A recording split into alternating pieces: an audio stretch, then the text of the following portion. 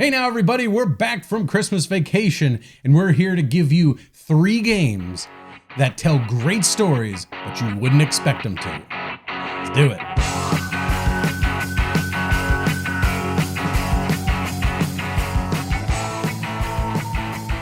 All right, fellas, well, we had some time off.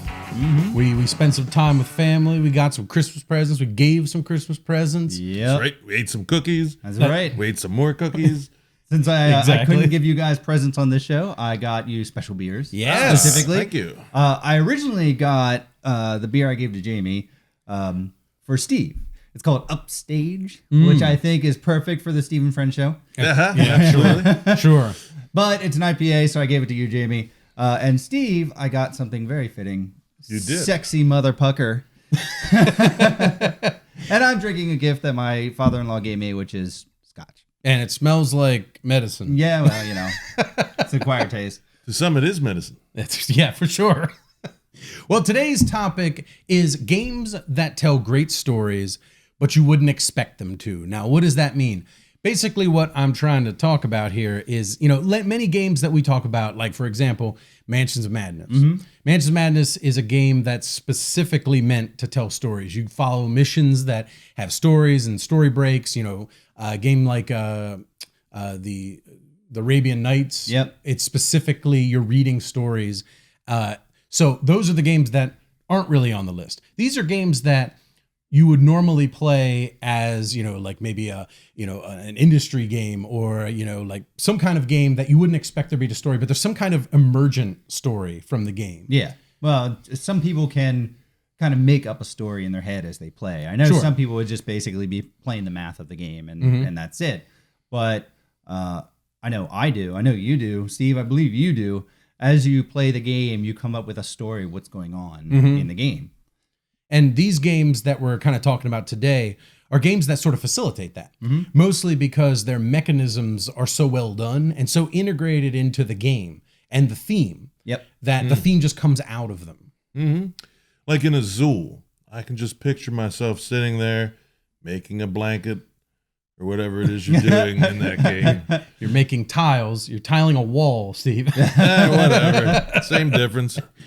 Well, I'll give you number one here. So I'm going to give you my list. I'm going to give you an honorable mention. And so this one kind of sets the stage. So this is a game called Amber Route. Amber Route is a very simple game in which you have a track that you're moving down the track, and one end is like the port, I think, and you're trying to traffic all of this amber, which are these little crystals, to the other end. And all the while, there are these monsters, they're demons that are chasing you, and they're trying to steal your amber. I don't know if they eat them, or I don't know what they're doing, as a matter of fact, because the game doesn't have any text in it at all. All it has is pictures of these demons, and the artwork is beautiful, beautiful, beautiful artwork. But as you play the game, you kind of have to tell the story in your mind of why that demon or monster or whatever it is. Some of them are like trees with a big face on it. Some of them are like a wacky jester with sharp teeth, like sneaking through the woods. That's all you get. But as you're playing, you sort of start to tell the story in your mind why that demon wants the amber and why he's coming after you to get it. So it's such an evocative game because of the artwork. The artwork is gorgeous. Like, I really just absolutely love this artwork in this game. But that's an example of one that has like emergent storytelling solely through the visuals of the game. Yeah, and you're really into this concept when you start making decisions, not because they are good or bad decisions in the game, but because it is what your people would do. Sure, like it's exactly. what they would do. It doesn't matter whether it's going to win me the game or lose me the game. It's just, that's what my people would do. That's right. So, that's the perfect example Yeah. of a game that would do that, right? So I think Mythic Battles Pantheon, you can make a great story too. Like, why is the ambrosia all over the ground? Yeah, sure. And why is everybody attracted to it? Yeah, exactly. All right, so I'm going to start with my number one pick. My first pick is from Gale Force 9, and it is Spartacus, A Game of Blood and Treachery. Now, this game is based on the Spartacus television show on Stars. And basically, it goes through the first season is their gladiators in an arena. And, spoiler alert, the story of Spartacus is they break out and they stage a revolt against Rome. But The game takes place in the first season where they're slaves fighting in the arena, essentially gladiators. And you play the Dominus, which own the gladiators and train them, buy things for them, weaponry, armor, whatnot, and then go into the arena and battle with them. Now, for the most part, the game there's an auction to buy slaves, gladiators, weapons, items, and all different things. There's a stage where you play cards on each other, which are schemes. And then you go into an arena combat game where two of the players, and if you have expansions, multiple players, fight each other in a little miniatures combat with dice rolling and that kind of stuff. And so there's not a whole lot of story that actually plays out. You're just managing your ludus, your gladiatorial training house.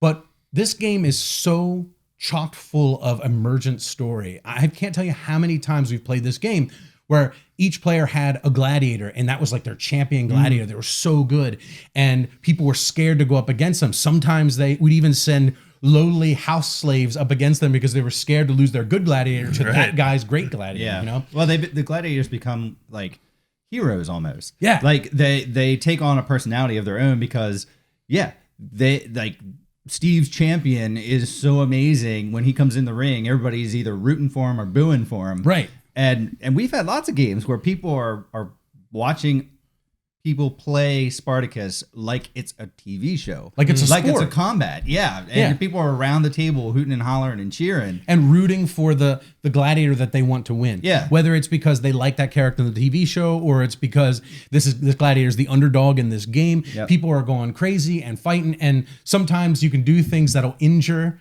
like one of the gladiators outside of combat. It's one of those schemes, right? Yeah. And like that's like drama in the game. Oh my God, my gladiator. Now what I'm going to do when I go into the arena.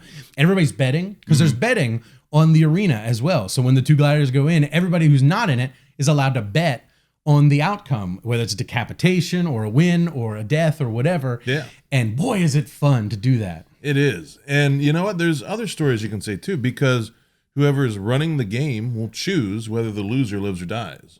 That's right. You could have a story as to why they pick the way they pick. Yeah, that's so fantastic when that happens. It's awesome because there's drama in the game. It doesn't have to be a specific story that's being told, like a beginning, middle, and end type story, but there's drama within the game amongst the players and amongst the characters in the game. If you allow it to happen, it really is an awesome game that can happen in. Yes. Yeah. It is. All right, so my second one is from Academy Games, and it's a very historic game, and I've only played it one time, and that's because it's such a complex game and such a lengthy game. How long did it take you to play at that time? It took us about 6 hours with full player count of 6 players. Yeah.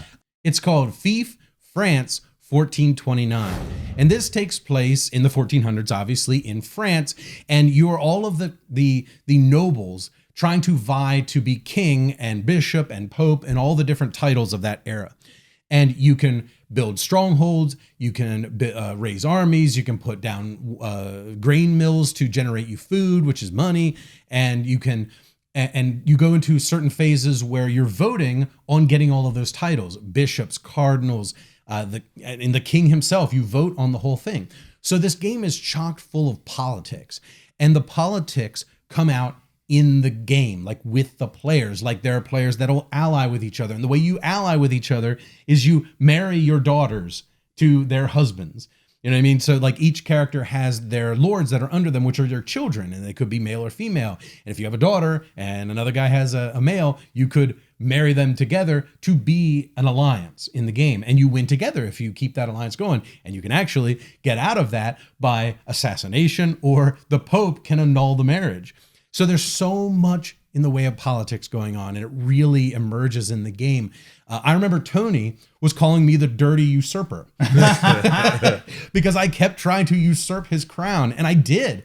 Like I allied with Marty, and we were rolling the board with armies, and we took down the king, and like there was fights on the table and fights out of game, like between us. Friendly fights, Yeah. but boy, the game, just because of the politics of the game, it really had it felt historical, like a historical story was being built around this game session we had. That's right. And I was there when you were playing with Marty, Jamie. And I played a series of games. And then I went to lunch, and then I played another series of games while you were playing FIFA. Yeah. And yeah, it was like watching, some kind of television drama, like a daytime soap opera, because everybody's marrying everybody else. Yep. And then everybody's mad at everybody else, and everybody's backstabbing people, and there's fighting going on everywhere. And I was just saying, woo. It was great. I thought the interesting thing about that experience was, because I was sitting there too, looking at Marty like he wanted to just die. He was just so sick of it. But you all were talking almost in character as you were playing the game. You weren't talking game mechanics. You were talking like as if you were talking about the theme of the mechanic. Like you were using the theme and not the actual mechanical terms of what you guys were going to do for each other. Right.